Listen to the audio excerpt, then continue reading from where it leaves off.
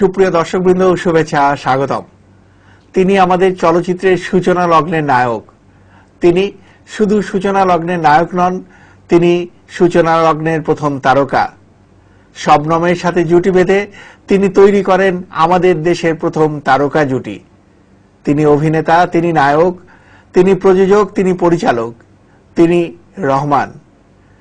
অভিনেতা, প্রযোজক, পরিচালক, নায়ক রহমানকে নিয়ে শুরু হচ্ছে চলচ্চিত্র বিষয়ক সাপ্তাহিক আয়োজন আমার ছবি। আমার ছবি, চলমান জীবনের ছবি। আমার ছবি বলে তাদের কথা, মূর্ত করে যারা মনের কথা, তারাই বলেন কথা আমার ছবিতে। বিনোদিত হই যাদের ভাবনাতে, প্রিয় মুখ, প্রিয় ছবি, তাই নিয়ে আমার ছবি।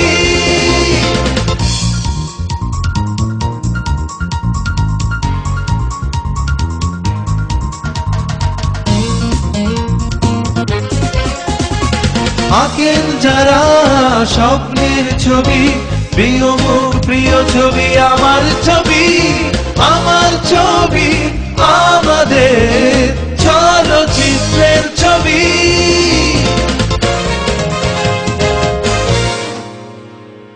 1959 সালের 25শে ডিসেম্বর মুক্তি পায় এদেশের প্রথম বাণিজ্য সফল ছবি এহতেশাম পরিচালিত এদেশ তোমার আমার।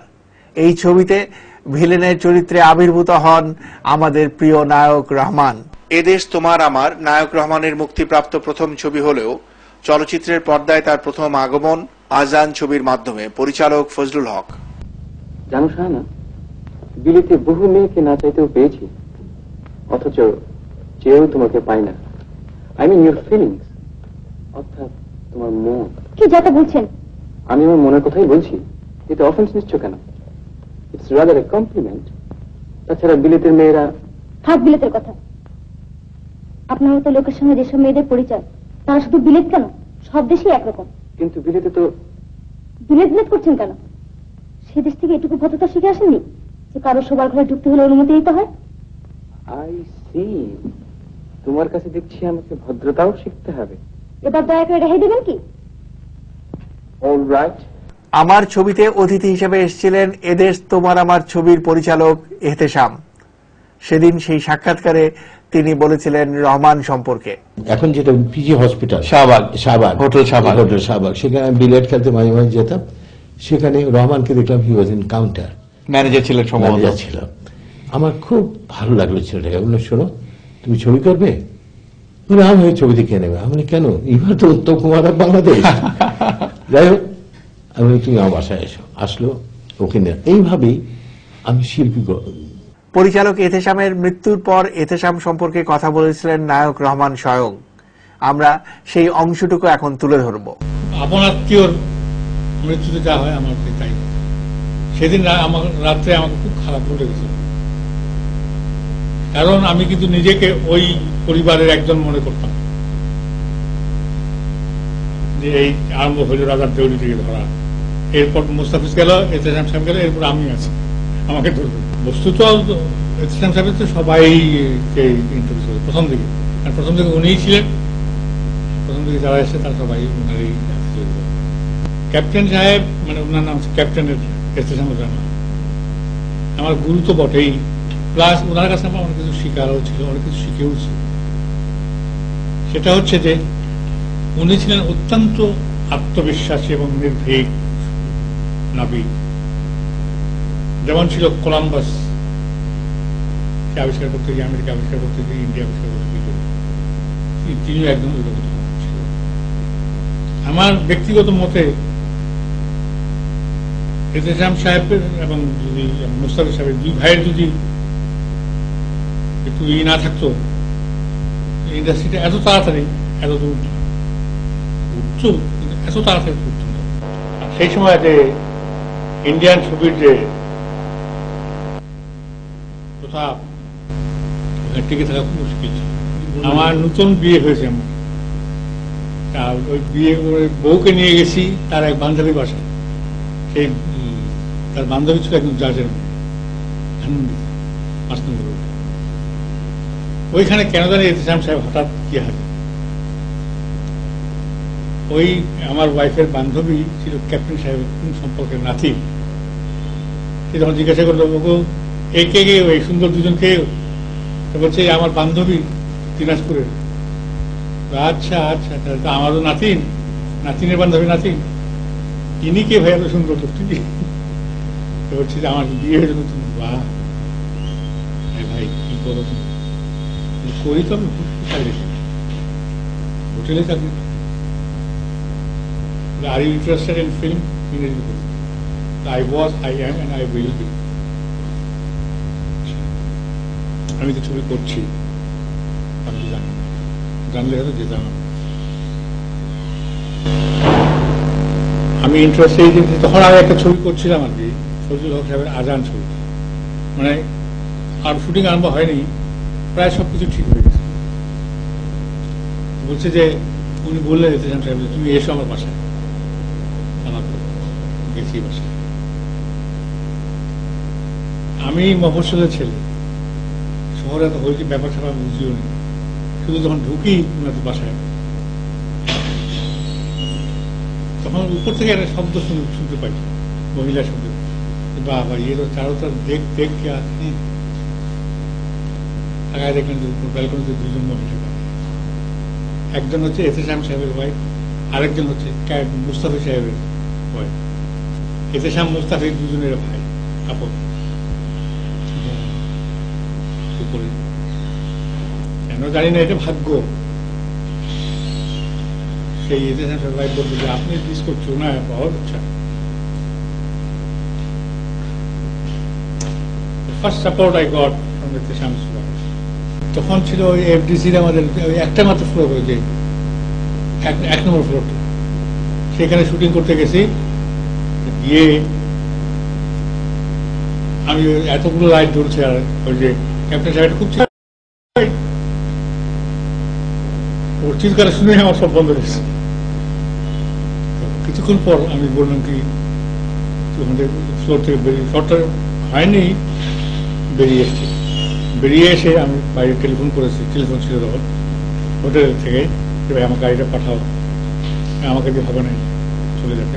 গাড়িতে উঠবো, ঠিক তার ছোট ভাই মুস্তাফিজ সাহেব বলবো কোথায় যাচ্ছেন আপনি? আমি বললাম যে ভাই আমি এক্ষুনি একটা পর আসবো, এখানেও আসবে, যাওয়ার ঠিক হবে। মুস্তাফিজ এসে বললো কি তার বড় ভাইকে, ভাই সাহেব আপনার আর্টিস্ট তো ভাগ রাখা। আপনার বাইরে কি যাচ্ছ? আমি তো আমার অসুবিধা আছে, আমি এক্ষুনি আসবো। আমি বললাম শুনেন ভাই, আমাকে দিয়ে হবে না। আমি বুঝে গেছি এই এত লাইট মাইটার, এত যন্ত্র, এত লোকজন, আমাকে দিয়ে হবে। আমি জীবনে একটা কবিতা আবৃত্তি করতে পারিনি। ক্যাপ্টেন সাহেব একটা চিৎকার দিত, ডোন্ট ওয়েস্ট মাই টাইম। কি করবো ভয় পেয়ে, আমার যদি হবে না, না হলে আমার দোষ নেই, আপনার হ্যাঁ সেটা আমি ওকে আসলাম। ডায়লগটা ছিল কি, ওই আমি থানা পুলিশ এসছে, এই গয়না শাহানার এই গয়নাগুলো চুরি গেছে। হিরো বলছে এগুলো তো আমি চুরি করিনি। চুরি করনি? তবে কি শাহানা তোমাকে প্রেজেন্ট করেছে? এই ছিল ডায়লগ। কার ফার্স্ট ক্লাস মুস্তাফিজ তোমার ছোট ভাইকে বললো তুমি সবাই নিয়ে যাও, উর্দুতে কথা বলো। মুস্তাফিজ নিয়ে আমি হোটেল, তুই জানিস তুই কি করেছিস, এত বিউটিফুল ডেলিভারি হয়েছে। চা প্যাটিস নিয়ে আসলাম, দুজন খাচ্ছি আর চা খাচ্ছি।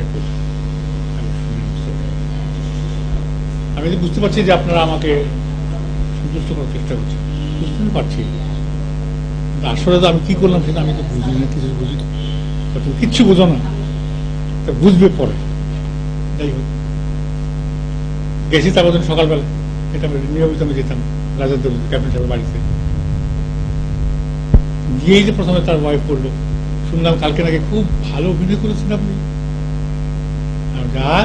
আমি বাড়ি না না দেখবেন আপনি একদিন কি হবে। উনি খালি ওই তার দুই বউ খালি মুস্তাফিজ করতে থাকেন, ভালো লাগে এই প্রশংসা শুনতে পারেন না।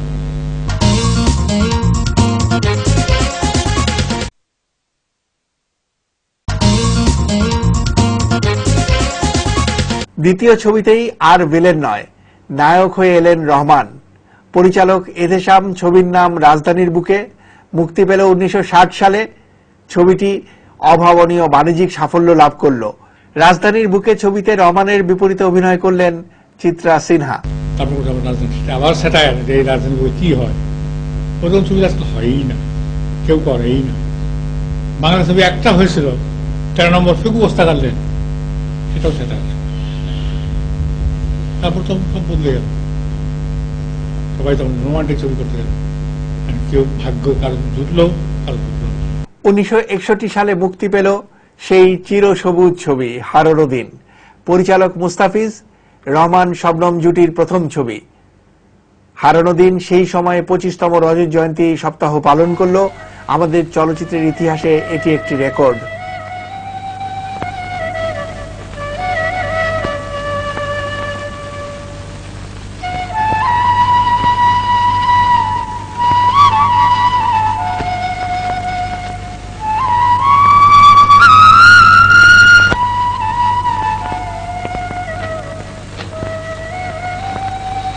কেন এমন করে ডাকছো? তোমার পায়ে পড়ি, এমন করে বাঁশি বাজালে পাগল হয়ে যাবো। তাই তো আমি চাই। না না, আমার পাগল করে কি লাভ হবে তোমার? আমি যে পাগল হয়ে গেছি। তুমি জানো না, একদিন হয়তো পাগলামি তোমার জীবনের সবচেয়ে বড় দুঃখের কারণ হবে। তাই যদি হয়, তবে সেই দুঃখই হবে আমার জীবনে বড় সম্পদ। কি ভাবছো? ভাবছি শেষ কোথায়? সবকিছুরই যখন শেষ আছে, কখন আর কিভাবে তা নাই ভাবলে। জোয়ার যখন এসেছে, তুমি আতে পারবে? পরের ছবিতে মুস্তাফিজ সাহেব এসে পড়ে যায় যে রাম। এবার আমি একটা চান্স নিচ্ছি, বেশি চান্স আমি ছবি বানাতে দেবো। আর নায়িকাকে, সব নায়িকাগুলোতে আমাকে একটু বয়স্কা, লম্বা চড়া সবদিক দেবো, দেখিয়ে দিব ওইটু মেয়েকে শবনম। বাচ্চা মেয়ে তো বাচ্চা, এই প্রবলেম করছে তো, মনোযোগ দিয়ে কাজ করে, এদিক ওদিক কোনোদিনই মন দিবেন না, কথা দাও রায় কথা। প্রথম বাংলা হিট ছিল। এই বাংলা ছবি যে হিট একটা হতে পারে, রোমান্টিক ছবি, তখন সবাই ভালো, বাহ এরকম ছবি তো বানানো দিতে পারে। ওইটা হলো আশার আলো, প্রথম ফার্স্ট তো হলো ডিসিশন এদের তোমার আমার ক্যাপ্টেন সাহেব। তখনই আমি স্বপ্নমুখে দম করে দিই, ভাই রে, ওকে তখন আমি আদর করে দিদি করে ডাকি। স্বপ্ন বয়সে ছোট, এখন ওকে নাম ধরে ডাকতে গেলেও খারাপ লাগে, কি মনে করি, ওর ম্যাডামও বলা যায় না। যাই হোক, কি শুনুন, যে যাই বল বলুক, আমাদের টিকে থাকতেই হবে। এখন চলছে কিন্তু ঢেউ, উত্তম কুমার চলছে।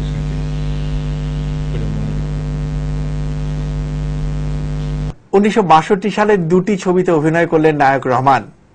দুটি ছবিরই পরিচালক এতেশাম, একটি উর্দুতে, ছবির নাম চান্দা, অপরটি বাংলায়, ছবির নাম নতুন সুর। তারপর ক্যাপ্টেন সাহেব বললো যে রহমান अभी तो हम उर्दू में जाएंगे। उर्दू में जाओ तो नहीं, तुमको उर्दू सीखना पड़ेगा। सीखेंगे। আমি অল্প স্বল্প জানতাম আর কি, উর্দু টাইপ ক্যালকাটা টাইপ ওটা পারতাম পড়তে, ইংরেজিতে হাতের লেখা দিয়ে ওটা পারতাম। এই যখন শেখানো गए क्लास की गाफ है रे घर, गाफ है रे घर भी तो हो सकता है, बोले हाँ हो सकता है, वो भी है।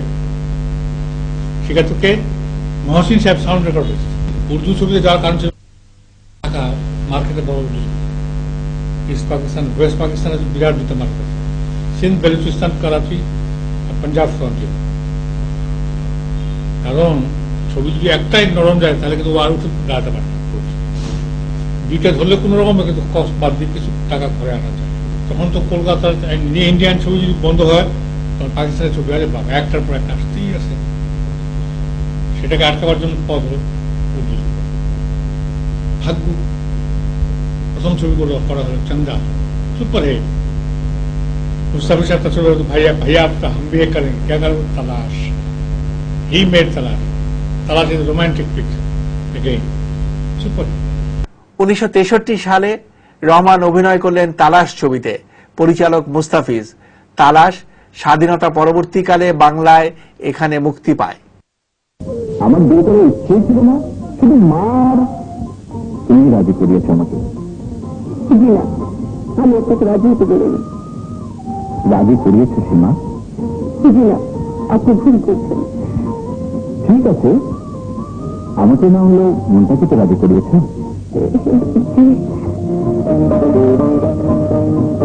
আমায় তুমি ভালোবাসো না এমন কথাটি বলো না লক্ষ্মীটি।